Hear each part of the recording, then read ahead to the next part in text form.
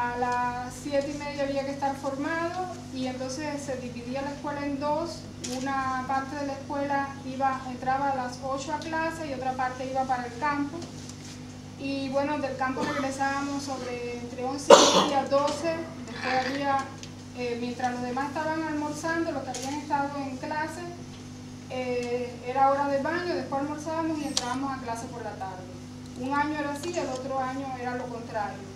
Ibas a la escuela en la mañana y por la tarde al campo a trabajar. Y recuerdo que aquello era un régimen militar prácticamente.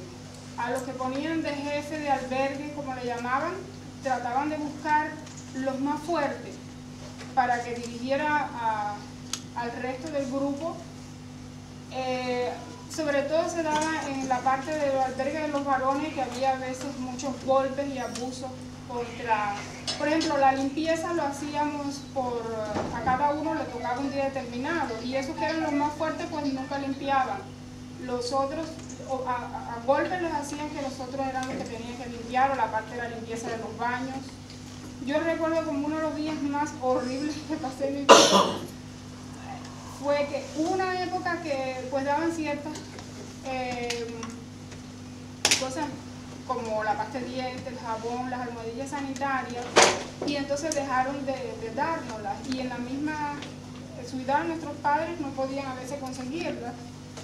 Y me acuerdo un día que después de haber estado trabajando en el campo, pues llego, no tenía almohadilla sanitaria y no había agua en la escuela, y tenía que irme para la clase en esas condiciones, destruir ropa mía para usarla. Es algo un poco, me disculpan, ¿no? Pero, y la comida era pésima, me acuerdo que, y además, yo después, como uso lentes de contacto, conseguí que me quitaran la jornada en el campo, y entonces trabajaba en la escuela limpiando. Y eso me permitía ver los movimientos de los subdirectores. Llegaban asignaciones para la escuela de pollo, y nosotros nunca veíamos esos pollos. El director, después que el carro que lo distribuía llegaba, porque me disculpa, parece que son 2 minutos, pues lo sacaban en sus autos, se distribuían entre el director, subdirectores y profesores, y bueno, y aparte de la promiscuidad sexual que era parte de... Por parte de los profesores, María Bernal, sintieron acoso sexual por parte de Nicolás, entendemos los diálogos porque si no nos entendemos. No, que quería que... Sí, bueno, yo le preguntaba... Sí, disculpe. Vamos a darle la palabra a María Bernal, que si no me equivoco hace un rato la pidió.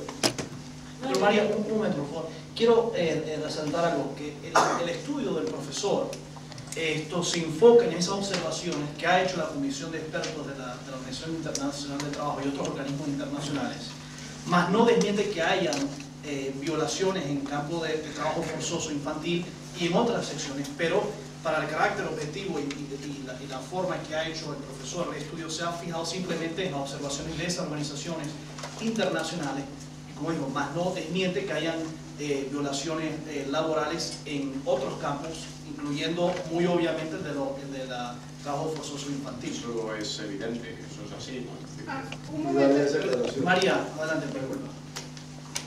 No, yo tengo una pregunta, pero un comentario es que igual que en el trabajo que estamos realizando con las víctimas del castigo, el testimonio de las personas que han vivido esto es poderosísimo. O sea, a veces el trabajo documentado, bibliográfico, histórico, por supuesto que es necesario, pero el testimonio personal tiene un impacto tremendo. O sea que me parece muy interesante las apreciaciones que Sí, yo que me permite un apunte, ¿no? Es decir, claro, la realidad jurídica es la que es, y todos sabemos que el derecho siempre va por detrás de la realidad, ¿no? Y claro, la realidad jurídica siempre nos da visiones formales de las cosas. En ese sentido, estoy de acuerdo con usted que, claro, pero lo que hacemos los juristas es eso, porque si no haríamos sociología, que es otra cosa distinta. No, sí, entonces, las limitaciones de los juristas están en el análisis de las normas, con sus muchísimos defectos y muy escasas virtudes. Pero a partir de esa idea, porque eso es lo que nos permite reconstruir con esas herramientas, y no, estamos entrando en terrenos en los que yo francamente no me podría mover con solvencia científica, ¿no? Porque no son terrenos de mi especialidad, porque ahí tendríamos que manejar series estadísticas de datos, tendríamos que establecer criterios de valoración sobre esa realidad. A partir de ese dato, lo que, como muy bien decía Tomás Bilbao, y yo comparto al 100% en el resultado de este libro. Lo que aquí se dice no engloba toda la realidad. En este libro no está toda la realidad. Está la realidad que ha emergido y que ha emergido a través de una fuente particular como son las normas internacionales y la intervención de los organismos internacionales. Esto no significa, como muy bien les decía, que haya otras realidades que aquí no se contemplan. Sí, pero dicen que no lo hay. Por favor, por favor. No dice. Vamos a mantener el orden. Yo siento entusiasmo. No lo hay. Señor, yo le sugiero, Perdóname, por favor. niega, ¿no? Porque esto es un punto importante. Niega que existe. Dicen que no hay explotación infantil. O algo así. No. con su permiso, señor, yo creo que después de que lea el libro va a tener mucho más claro lo que sí y lo que no está dentro del libro. No, el libro, tengo la palabra, así que me disculpa. El libro es formidable y a mí me gusta también. O sea, esto es un instrumento necesario, valiosísimo. Lo que yo quería decir es que es importante complementarlo con la vivencia personal, al llevar este mensaje al extranjero. Pero mi pregunta es más académica. Este sistema de que yo le he llamado desde hace muchos años confiscación de salario, que existe con las empresas de contenido de inversión extranjera en Cuba o empresas mixtas, ¿se ha visto en algún otro país? ¿Hay algún estudio de algún otro país? No, que yo conozca no. Es decir, y desde luego lo que sí parece claro es que abiertamente contradice el convenio 95 de la OIT. Eso sí parece claro. Joel Brito tenía la palabra. Sí. Bueno, yo realmente coincido, porque yo también viví en Cuba hasta hace aproximadamente 8 años atrás, de que en Cuba realmente existe explotación y trabajo forzoso, en el caso de las escuelas de campo, en el caso de los trabajos voluntarios, pero ¿qué sucede en el análisis académico que realiza el profesor Mercader? Realmente se ha basado en documentos y pruebas de organizaciones internacionales, como es el caso del Comité de Libertad Sindical y el Comité de Expertos. Estos comités, Cuba es uno de los países, y disculpe, después me referiré nuevamente a los 2 minutos que Pedro me dio al tema del Comité de Libertad Sindical y el Comité de Expertos de Aplicación de Normas, no recogen porque no hay ningún organismo sindical que haya establecido una denuncia sobre la temática del trabajo forzoso ni de las escuelas al campo.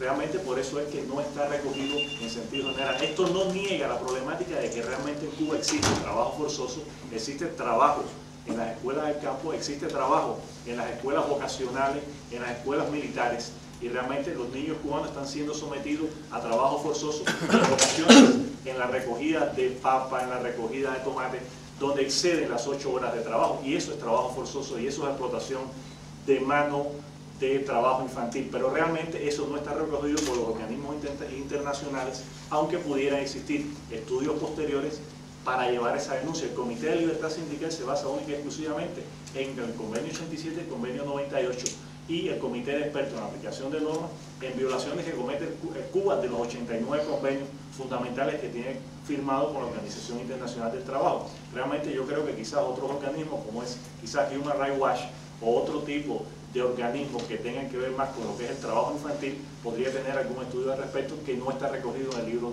del profesor Mercader. Muchas gracias. Su nombre, por favor. Mi nombre es Jackson Sile, soy abogado, estudio Derecho Internacional aquí en Madrid. Si algo hay una diferencia entre declaraciones, entre pactos, convenios, convenciones, en cuanto al nivel que vincula al Estado que forma parte.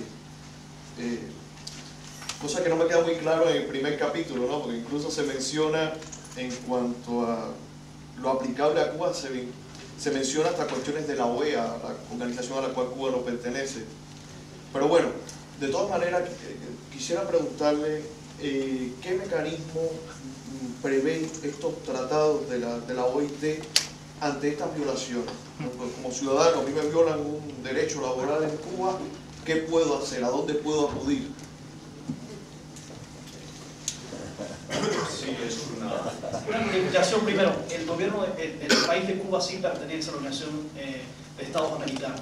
El gobierno de Cuba no tiene silla en la organización, pero el gobierno sí pertenece. Por lo tanto, ciertos convenios y pactos de la Organización de Estados Americanos sí forman parte de Cuba, de la pero la República de Cuba como tal, pero no le vinculan ni las declaraciones tampoco.